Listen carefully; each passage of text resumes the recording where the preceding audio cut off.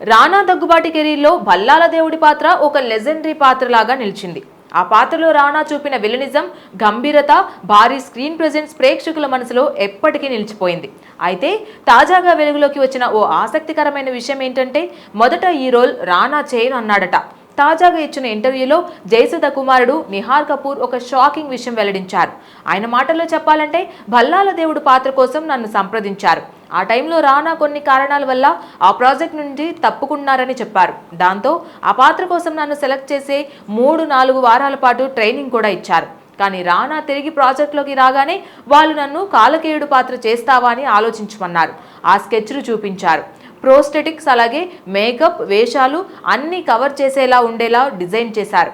అయితే నా తల్లి ఇది మొదటి సినిమా, ముఖం కనిపించినప్పుడు ఎవరూ గుర్తుపట్టరు, దాంతో ఆ అవకాశం వదిలేశామని చెప్పారు.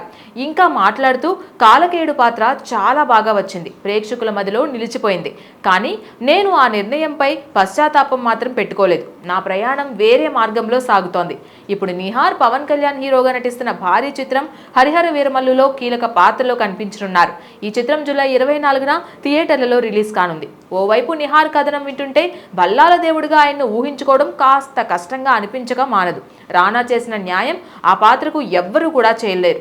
కానీ ఏ పాత్ర ఎవరి కోసమో దేవుడు ఆల్రెడీ ఫిక్స్ చేసేస్తాడు అన్నట్లు నిహార్ ప్రయాణం మరో మలుపు తిరిగింది. ఇప్పుడు హరిహర వీరమల్లు ద్వారా ఏ విధంగా తనలోని నటుడిని బయటపెడతారో చూడాలి మరి.